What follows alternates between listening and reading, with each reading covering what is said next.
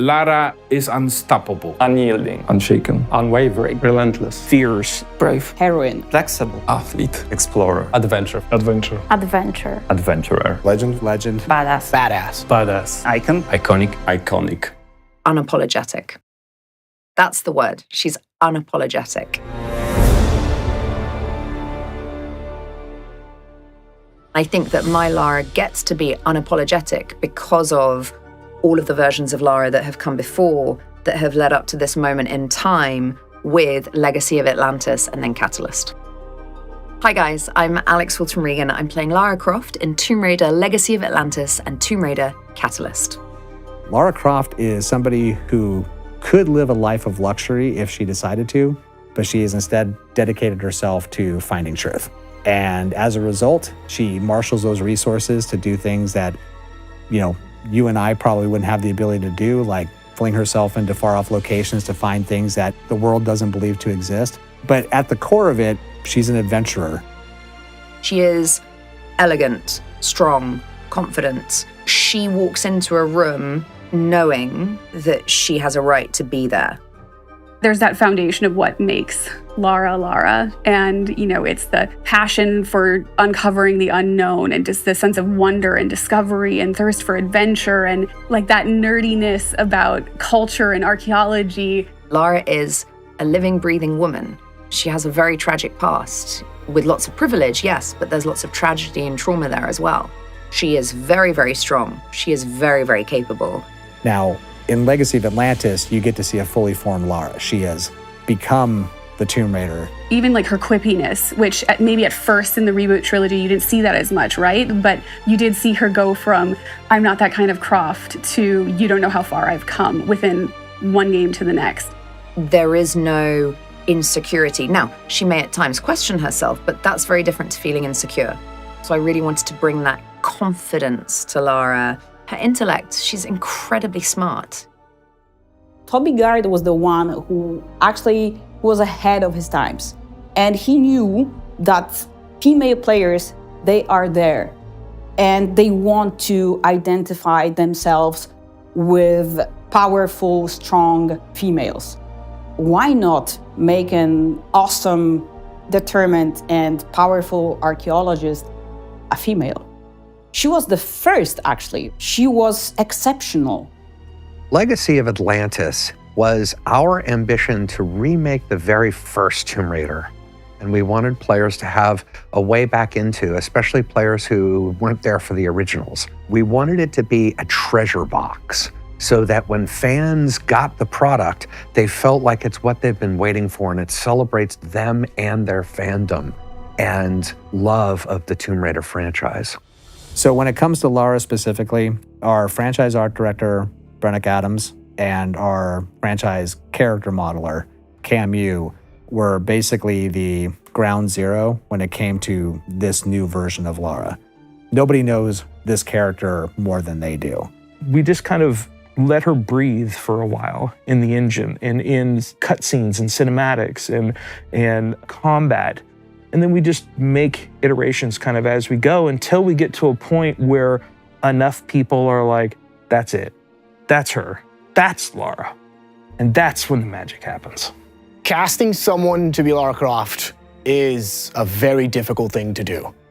It is the voice of a character that represents a generation.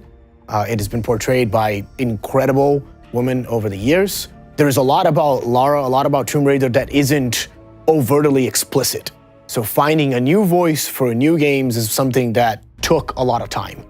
Ultimately, I think Alix gets it right just in the nuance of her performance. It's in the microtones. It's in the little nuances of how she says something and gets that personality from Lara that toes that line between being a strong personality but still being very likable. I couldn't imagine a better person to perform Lara Croft. Like extremely intelligent and witty and smart. And she has this charisma of Lara Croft and she's straightforward. We're blessed to have her. She nails it. I'm just gonna call it now. She is gonna be one of the Laras for legend. Like she will become one of the greats in the line of Laras. there's been a large number of fans that like the old school Lara, that like the old school Tomb Raider games, that even though they play the Survivor, they were like, hey, we are kind of missing a couple of things from the other games. Wouldn't it be cool now that we have all of these tools, now that we have a lot more understanding of how to make games for a newer generation, if we took a look at the older games and see, like, do they still make sense? Would it make sense for us to take a stab at reimagining them, preserving what was good about the original game, but kind of looking it through the same lenses from what we learned from, like, the Survivor trilogy? We've spent a lot of time reading comments and reviews for almost every Tomb Raider game, to be honest, because we wanted to make sure that we're making the game for the fans, and we couldn't do that without knowing what they need, what they like, what they loved the most about all of the previous games. It became clear that everything is actually a much more exciting jumping on point if people have a chance to go back and play the adventure that made Lara famous in the first place. This story deserves to exist because it's going to help create the foundational layer that all of Tomb Raider going forward is going to be built on. It's a culmination of everybody's passion and 30 years of history. And it's not even the end of the road, you know? She's just getting started. Lara Croft actually was my first female character that I knew, and I have never thought I could play a female character ever. I grew up playing all the classic Tomb Raider games all the way to the Underworld. And I remember getting some of them on my birthday. And later I was like myself going to the shop and just asking my dad, Dad, can I have that?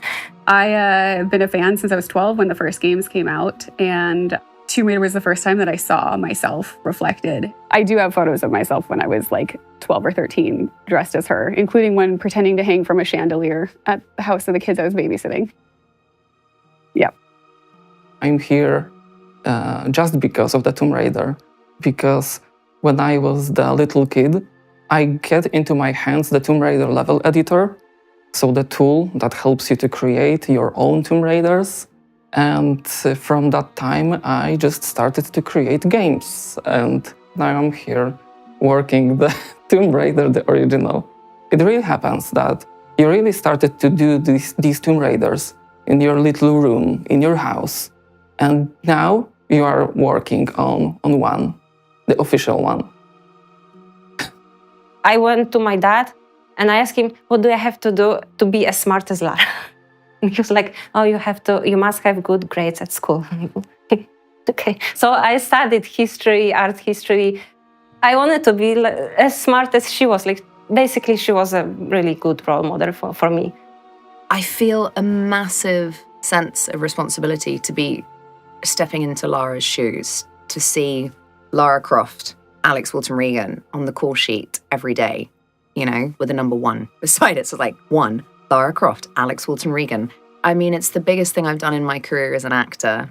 I think for many actors, it would be the biggest thing they ever get to do, you know? Whether it's Crystal, Flying Wild Hog, or Amazon, they're passionate about the project. And that's a really cool thing to feel as an actor. They want it to be as much of a success as I do. The thing that really struck me personally with the Hogs is they are very good at being honest about what's on screen. I really saw like a sympathetic studio in how they develop and the things that they hold valuable. We saw a lot of ourselves in them. Hungry, open, want to just get in and get ready to work. Like, that is a recipe for success. It was always easy to communicate with them, which is funny to say because like they speak Polish, I speak Portuguese, we are talking in English, so none of us are speaking the same language, but somehow like there is that understanding of it. What was important for a Tomb Raider game, and they looked at like what we've done prior to them joining, it all felt very natural. Reimagination is not a goal for us, it's a process. The goal is to create this game once again and in a way that it will generate at least the same amount of emotions as the very first Tomb Raider. That's the goal. But I also kind of want to recreate what I was also feeling when I played these games. And I remember I was watching that as a little kid and I was like, wow, I don't know who is she, but she's so cool. And now to have like that, she shaped me and now I get to help shape her, is something that I've taken very seriously the entire time I've worked at Crystal. I still need to pinch myself sometimes. I really still can't believe that this is happening. This is beyond what I've ever imagined. I want them to play the new Tomb Raider and go, oh my God, this is brilliant. We love it. It's bringing us so much joy and adventure and excitement, you know? It's a respite from the difficulties of the world outside my front door. That's what I want. I want them to completely fall in love with the franchise all over again. Legacy of Atlantis is a love letter to fans. Love letter to the fans. Modern era love letter. A love letter. A love letter. I have one wish. I'm not sure I can see it fulfilled, but it's to be in every room as you fire up the game for the first time. I've played the game now for a couple of years straight, and I'm not surprised by anything in it anymore. But I would be so intrigued to see all of the surprise and the look of wonderment on your faces as you play the game. I think that would be my single biggest wish. So what draws you to Lara's story? Experience it for yourself and pre-order Tomb Raider Legacy of Atlantis today.